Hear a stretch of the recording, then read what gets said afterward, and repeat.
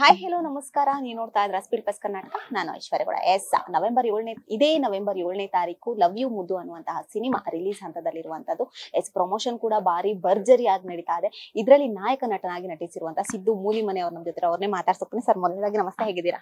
ನಮಸ್ತೆ, ನಾನು ಚೆನ್ನಾಗಿದ್ದೀನಿ. ನೀವ್ ಹೇಗಿದ್ದೀರಾ? ನಾನು ಕೂಡ ಚೆನ್ನಾಗಿದ್ದೀನಿ. ಮೊದಲನೇದಾಗಿ ಲವ್ ಯು ಮುದ್ದು ಸಿನಿಮಾ ಇನ್ನೇನು 7ನೇ ತಾರೀಕು ರಿಲೀಸ್ ಹಂತದಲ್ಲಿದೆ. ಹೇಗೆ ಸಿಕ್ತು ಈ ಕತೆ ಅನ್ನುವಂಥದ್ದು? ಮೊದಲಿಗೆ ಸ್ಪೀಡ್ ಪ್ಲಸ್ ಕರ್ನಾಟಕದ ವೀಕ್ಷಕರಿಗೆ ಎಲ್ಲರೂ ನಮಸ್ಕಾರ ಹೇಳ್ತಾ ಇದ್ದೀನಿ. ಈ ಕತೆ ದೊರಕಿದ್ ಹೇಗೆ ಅಂತ ಹೇಳಿದ್ರೆ, ಕುಮಾರ್ ಸರ್ ಯಾವಾಗ್ಲೂ ನೈಜ ಘಟನೆ ಇಟ್ಕೊಂಡು ಏನೋ ಒಂದು ಇನ್ಸ್ಪೈರ್ ಮಾಡಕ್ ಹೊರಟಿರ್ತಾರೆ. ಕೆಮಿಸ್ಟ್ರೋ ಕರೆಯಪ್ಪ ಆಗಿರ್ಬೋದು, ಕ್ರಿಟಿಕಲ್ ಕೀರ್ತನ ಆಗಿರ್ಬೋದು. ಈ ಸತಿ ಅವ್ರು ಏನೋ ಒಂದು ಹೊಸದಾಗಿ ತುಂಬಾ ಗಾಢವಾಗಿ ತುಂಬಾ ಡೀಪ್ ಆಗಿ ಏನೋ ಮಾಡ್ಬೇಕು ಅಂತ ಅನ್ಕೊಂಡಿದ್ರು. ಸೊ ಆ ಟೈಮಲ್ಲಿ ಅವ್ರಿಗೆ ಒಂದು ಇನ್ಸ್ಟಾಗ್ರಾಮ್ ರೀಲ್ ಪಾಪ್ ಆಗುತ್ತೆ. ಅದರಲ್ಲಿ ಅಂಜಲಿ ಆಕಾಶ್ ಅವ್ರದ್ದು ಒಂದು ಇಷ್ಟು ವಿಜುವಲ್ಸ್ ನೋಡ್ತಾರೆ. ಅದನ್ನ ಸುಮ್ಮನೆ ನೋಡಿದ್ರೆ ನಮ್ಗೆ ಮನ ಮುಟ್ಟುತ್ತೆ. ಅಂತ ಒಂದು ಮನ ಮುಟ್ಟುವ ವಿಷಯ ಇಟ್ಕೊಂಡು ಒಂದು ಕತೆ ಮಾಡಿದ್ರೆ ಹೇಗೆ ಅಂತ ತಿಳ್ಕೊಂಡಾಗ ಅವ್ರದ್ದು ಒಂದು ಲೈಫ್ ಜರ್ನಿನೇ ಒಂದು ಸಿನಿಮಾ ತರನೇ ಇದೆ. ಅಂದ್ರೆ ಡೆಫಿನೆಟ್ಲಿ ಎಲ್ಲರೂ ಇನ್ಸ್ಪೈರ್ ಆಗೋ ತರ ಇದೆ. ಸೊ ಅದನ್ನ ನಾವು ತಗೊಂಡು ಇಲ್ಲಿ ನಮ್ಮ ಕರ್ನಾಟಕಕ್ಕೆ ಯಾವ ತರದ್ದು ಹೊಂದುತ್ತೆ ಆ ತರದ ಒಂದು ವಿಷಯಗಳು ಇಟ್ಕೊಂಡು ಒಂದಿಷ್ಟು ಸಿನಿಮ್ಯಾಟಿಕ್ ಆಗಿ ಎಲಿವೇಟ್ ಮಾಡ್ಕೊಂಡು ಅದನ್ನ ನಾವು ಒಂದು ಚಿತ್ರ ಮಾಡಿದ್ವಿ. ಸೊ ಅಂಜಲಿ ಆಕಾಶ್ ಅವರ ಮೇನ್ ಇನ್ಸ್ಪಿರೇಷನ್ ಇದಕ್ಕೆ. ಸಿದ್ದು ಅವರಿಗೆ ನೈಜ ಘಟನೆ ಎಷ್ಟು ಮನಸ್ಸಿಗೆ ನಾಟುತ್ತೆ ಅನ್ನುವಂಥದ್ದು? ನನ್ನ ಫೇವ್ರೆಟ್ ಜಾನ್ರ ಬಂದು ಬಯೋಪಿಕ್. ನಾನು ಫ್ರೀ ಟೈಮಲ್ಲಿ ನೋಡ್ತೀನಿ ಅಂದ್ರೆ ಯಾವ್ದು ಕಮರ್ಷಿಯಲ್ ಎಲಿಮೆಂಟ್ಸ್ ನೋಡಲ್ಲ. ನಾನು ನೋಡ್ತೀನಿ, ಸೂಪರ್ ಹೀರೋ ಬಹಳ ಇಷ್ಟಪಟ್ಟು ನೋಡ್ತೀನಿ. ಬಟ್ ಇವಾಗ ಚಿಕ್ಕ ವಯಸ್ಸಿಂದ ನಾವು ತುಂಬಾ ಕಾರ್ಟೂನ್ಸ್ ಆಗಿರ್ಬೋದು, ಸೂಪರ್ ಹೀರೋಸ್ ನೋಡಿದೀವಿ. ಬಟ್ ಈಗ ನನಗೆ ಆಸ್ ಅ ಪರ್ಸನ್ ನನಗೆ ಏನ್ ಅನ್ಸುತ್ತೆ ಅಂದ್ರೆ ನಮ್ಗೆ ಇಷ್ಟು ಇನ್ಸ್ಪೈರ್ ಆಗಕ್ಕೆ ಒಂದಿಷ್ಟು ವಿಷಯಗಳು ಬೇಕು. ಅದು ಬಯೋಪಿಕ್ಸ್ ಅಲ್ಲಿ ಇರುತ್ತೆ. ನನ್ನ ಫೇವ್ರೆಟ್ ಜಾನ್ರ. ನಾನು ಸುಮಾರು ಬಯೋಪಿಕ್ಸ್ ನೋಡಿದ್ದೀನಿ. ನಾನು ಎಷ್ಟೊಂದ್ಸತಿ ಬಯೋಪಿಕ್ ನೋಡಿದಾಗ ಹತ್ತಿದ್ದೀನಿ. ಯಾಕಂದ್ರೆ ಅದು ಅಷ್ಟು ಇನ್ಸ್ಪೈರ್ ಮಾಡುತ್ತೆ. ಸೊ ನನಗೆ ಬಯೋಪಿಕ್ಸ್ ಫೇವ್ರೆಟ್ ಜಾನ್ರ. ಅಂಥದ್ರಲ್ಲಿ ನನಗೊಂದು ಯಾರ್ದು ಬಯೋಪಿಕ್ ಮಾಡಕ್ಕೆ ಅಂತ ಮುಂದೆ ಬಂದಾಗ ನಂಗೆ ಸಖತ್ ಖುಷಿ ಆಯ್ತು. ಅಂಡ್ ಅದ್ರ ಬಗ್ಗೆ ನಾನು ಬರೀ ವಿಷಯ ಕೇಳಿದಾಗೆ was too excited. And I should thank Kumar sir ನನ್ನ ಆಪ್ ಮಾಡಿದ್ದಕ್ಕೆ ಇದಕ್ಕೆ. ಈ ಕತೆ ಕೇಳಿದಾಗ ಮೊದಲೇದಾಗಿ ನಿಮಗೆ ಏನಂತು, ನಾನೇ ಮಾಡ್ಬೋದು ಅಂತ ಅನ್ನಿಸ್ತಾ, ಅಥವಾ ಈ ಕತೆಗೆ ನಾನು ಇನ್ನೊಂದ್ ಸ್ವಲ್ಪ ಪ್ರಿಪೇರ್ ಆಗ್ಬೇಕು ಅಂತ ಅನ್ನಿಸ್ತಾ? ಯೂಶಲಿ ಕತೆ ಕೇಳಿದಾಗ ನಾವು ಕತೆ ಕೇಳ್ತಾ ನಾನು ಆ ಕತೆಯಲ್ಲಿ ಪ್ಲೇಸ್ ಆಗ್ತೀನ ಅಂತ ಒಂದು ಯೋಚನೆ ಮಾಡ್ತೀನಿ. ಯಾಕಂದ್ರೆ ಕೆಲಸದಿ ನಮಗೆ ಲೈಫಲ್ಲಿ ಕೆಲವು ವಿಷಯಗಳಾಗಿರುತ್ತೆ, ಅದನ್ನ ನಾವು ಪ್ಲೇಸ್ ಮಾಡ್ಕೊಂಡ್ಬಿಡ್ತೀವಿ. ಕಾಮಿಡಿ ಆಗಿರ್ಬೋದು ಅಥವಾ ತರಲೆ ಮಾಡೋದಾಗಿರ್ಬೋದು. ಇವಾಗ ಎಕ್ಸಾಂಪಲ್ ಫೈಟ್ ಮಾಡಿರಲ್ಲ ಲೈಫಲ್ಲಿ, ಯಾರಾದ್ರೂ ಹೊಡೆಯೋದು ಜಿಗಿಯೋದೆಲ್ಲ ಮಾಡಿರಲ್ಲ. ಬಟ್ ಅದನ್ನ ನೆನ್ಸ್ಕೊಂಡಾಗ ನಾನು ಮಾಡ್ಬಹುದಾ ಅಂತ ಒಂದು ಪ್ರಶ್ನೆ ಬರುತ್ತೆ. ಸರ್ ಕತೆ ಹೇಳ್ಬೇಕಾರೆ I could place myself. ಇದನ್ನ ಕತೆ ಹೇಳ್ಬೇಕಾದ್ರೆ ಇದ್ರಲ್ಲಿ ನಾನು ಪ್ಲೇಸ್ ಆಗ್ತಾ ಇದ್ದೆ. ಅವಳ ಕತೆ ನನ್ನ ಮನಸ್ಸಲ್ಲಿ, ನನ್ನ ಮೈಂಡಲ್ಲಿ. ಆ್ಯಂಡ್ ಸರ್ ಒಂದಿಷ್ಟು ಟ್ರಾವೆಲ್ ಮಾಡ್ತಿದ್ದಂಗೆ ನಾನು ಇದರಲ್ಲಿ ಕರ್ಣನ ಪಾತ್ರ ನಾನು ಮಾಡಿದ್ದೀನಿ. ಅವ್ರ ಆಕ್ಚುಲ್ ಹೆಸರು ಆಕಾಶ್ ಅಂತ. ನನಗೆ ಆಕಾಶ್ ಅಂತ ಒಂದು ಫೀಲ್ ಆಯಿತು. ಆ್ಯಂಡ್ ದೆನ್ ಅವರು ಹೇಳಿದ ರೀತಿಲಿ ಇದಕ್ಕೆ ಹೆಡ್ ಶೇವ್ ಮಾಡಬೇಕು ಅಂತ ಹೇಳಿದ್ರು. ನಾನು ವಾಸ್ ಲೈಕ್ ಟೂ ಎಕ್ಸೈಟೆಡ್. ನನಗೆ ಯಾವಾಗಲೂ ನೀವು ಇದುವರೆಗೂ ಅಬ್ಸರ್ವ್ ಮಾಡಿರ್ಬೋದು ನಾನು ಮಾಡಿರುವಂಥ ಎಲ್ಲ ಪಾತ್ರಗಳು. ಇವಾಗ ಎಕ್ಸಾಂಪಲ್ ವಿಕ್ರಾಂತ್ ರೋಣ ಆಗಿರ್ಬೋದು. ವಿಕ್ರಾಂತ್ ರೋಣಲ್ಲಿ ನಾನು ಏನು ಚಡ್ಡಿ ಹಾಕಿದ್ದೀನಿ, ಆ ಚಡ್ಡಿ ಬೇಸಿಕಲಿ ಇಟ್ಸ್ ಹಾಟ್ ಪ್ಯಾಂಟ್ಸ್. ಅದು ಹುಡುಗಿರು ಹಾಕುವಂಥ ಹಾಟ್ ಪ್ಯಾಂಟ್ಸು. ಸೊ ಏನೋ ಒಂದು ಆ ಪಾತ್ರಕ್ಕೆ ಏನಾದ್ರು ಒಂದು ಡಿಸೈನ್ ಮಾಡಿರ್ತಾರೆ. ಡಿಸೈನ್ಗೆ ನಾನು ಹೊಂದಬೇಕು, ಆ ಪಾತ್ರ ನಾನು ಆಗಬೇಕು ಅಂತ ಯಾವಾಗಲೂ ಯೋಚನೆ ಮಾಡ್ತೀನಿ. ಸೊ ಈ ಸಿನಿಮಾದಲ್ಲಿ ಈ ಪಾತ್ರ ಹೆಡ್ ಶೇವ್ ಮಾಡಬೇಕು, ತಲೆ ಕೂದಿರಲ್ಲ ಅಂದಾಗೆಲ್ಲ ನಾನು ತುಂಬಾ ಎಕ್ಸೈಟ್ ಮಾಡ್ತಾ ವಿಷಯ. ಇದನ್ನ ಜನ ನೋಡಿದಾಗ ಜನ ಯಾವ ಥರ ಸ್ವೀಕರಿಸ್ಬೋದು, ಇದು ಯಾವ ಥರ ಎಲಿವೇಟ್ ಅಂದ್ರೆ ಯಾವ ಥರ ಇನ್ಸ್ಪೈರ್ ಆಗ್ಬೋದು ಜನ ಅಂತೆಲ್ಲ ನನಗೆ ಒಂದ್ ಕಡೆ ನನಗೇನೆ ಒಳಗಡೆ ಒಂದಿಷ್ಟು ಕ್ಯಾಲ್ಕುಲೇಷನ್ಸ್ ಎಲ್ಲ ಆಯಿತು. So I was very happy and I could place my self ಈ ಒಂದು ಕಥೆಯಲ್ಲಿ. 7-8 ಸಿನಿಮಾಗಳನ್ನ ಮಾಡಿದೀರಾ. ಬಟ್ ಈ ಸಿನಿಮಾ ಎಷ್ಟು ನಿಮಗೆ ನಾಟುವಂತ ಸಿನಿಮಾ? ಹಾನೆಸ್ಟ್ಲಿ ಹೇಳ್ಬೇಕಂದ್ರೆ ನಾನು 7-8 ಅಲ್ಲ, ತುಂಬಾ ಜಾಸ್ತಿ ಮಾಡ್ಬಿಟ್ಟಿದ್ದೀನಿ. ಒಂದು 16 ಸಿನಿಮಾ ರಿಲೀಸ್ ಆಗಿದೆ, ಇನ್ನೊಂದು 7-8 ಸಿನಿಮಾ ರಿಲೀಸ್ ಇದಾವೆ.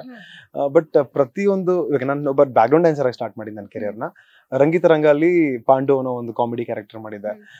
ಸೊ ಅವಾಗ ನನ್ಗೆ ಯಾರೋ ಒಬ್ರು ಫೇಸ್ಬುಕ್ ಅಲ್ಲಿ ಮೆಸೇಜ್ ಮಾಡಿದ್ರು, ನೀವು ಕನ್ನಡದ ಮುಂದಿನ ಸಾಧು ಕೋಕಿಲ ಆಗ್ತೀರಾ ಅಂತೆಲ್ಲ ಹೇಳಿದ್ರು. So I was like okay, maybe ನಾನು ಕಾಮಿಡಿಯಲ್ಲಿ I think I will move ಅಂತ ಅನ್ಸ್ತಾ ಇತ್ತು.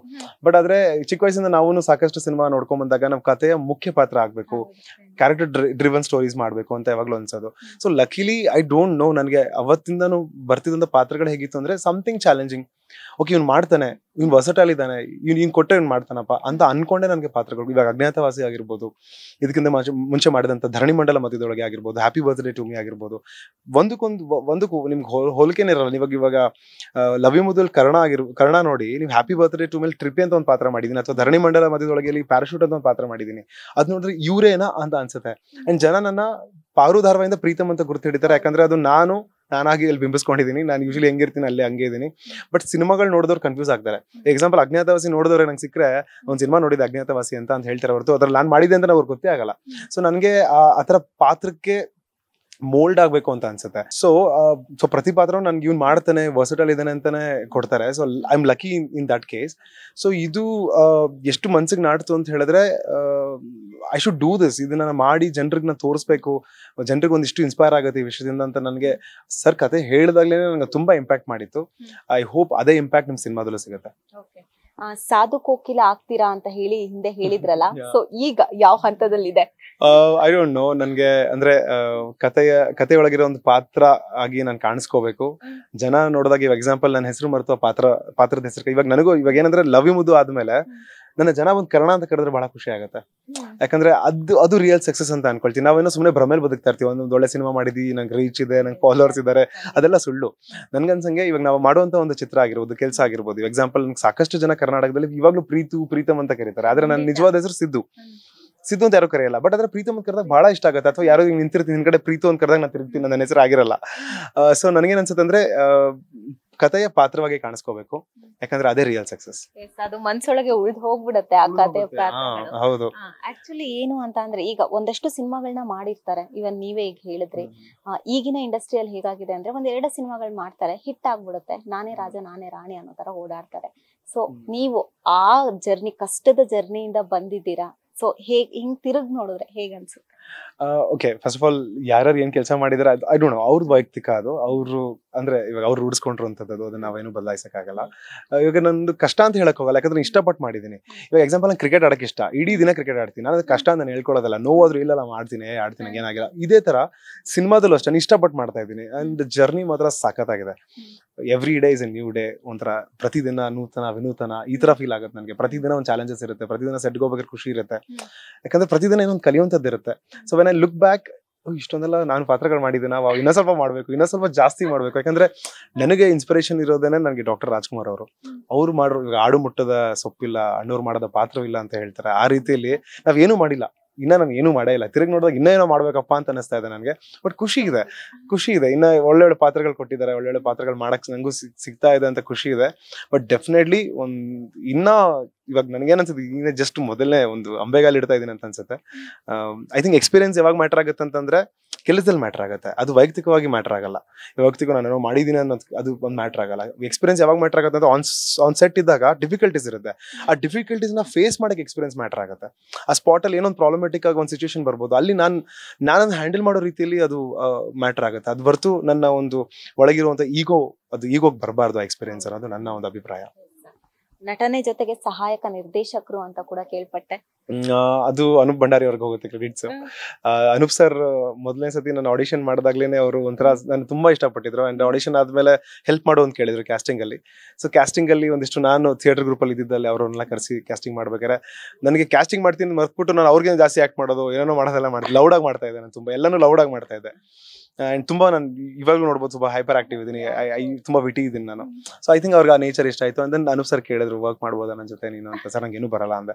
ನಾನು ಹೇಳ್ಕೊಡ್ತೀನಿ ಅಂದ್ರು. ನಾನು ನಿಜವಾಗ್ಲೂ ಅಣ್ಣನ ರೀತಿಯಲ್ಲಿ ನಿಂತ್ಕೊಂಡು ಅವರು ರಂಗಿತರಂಗ ಮಾಡ್ಬೇಕಾರೆ ಪ್ರತಿಯೊಂದು ಹಂತದಲ್ಲೂ ಅವರು ಅಂದ್ರೆ ಎಷ್ಟೊಂದು ವಿಷಯ ಹೇಳ್ಕೊಟ್ಟಿದ್ದಾರೆ. ಹಾಗೆ ನಾನು ಇವಾಗ ಆಬ್ವಿಯಸ್ಲಿ ಮನುಷ್ಯ ಅಂದವನು ನೋಡಿ ಸುಮಾರು ವಿಷಯ ಕಲಿತಾನೆ.